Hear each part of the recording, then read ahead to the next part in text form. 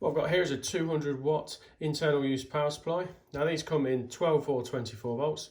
This one's a 24 volt power supply because I've got 24 volt LEDs. Now you can see I've got the two green end caps here. They are screw down end caps and they are to protect the terminals that are underneath them. Now on the left hand side I've got my single phase input, which is neutral on the top, live on the bottom, and this particular one just comes straight out into a 3-pin plug which I've got plugged in. You can run this directly into the mains, there's no issue with that.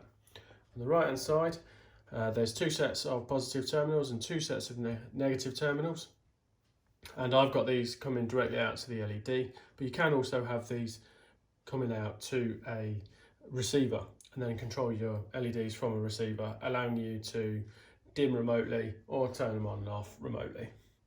Now sometimes you'll have obviously 200 watts worth of LEDs.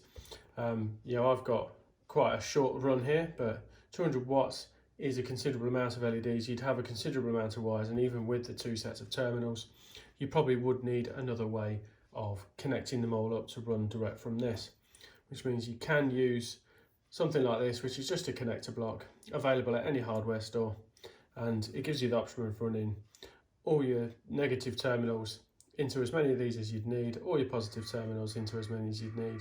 And then on the other side, you would just loop all your negatives together, loop all your positives together, job done. So that's the way you can get all your LEDs wired in to the same power supply.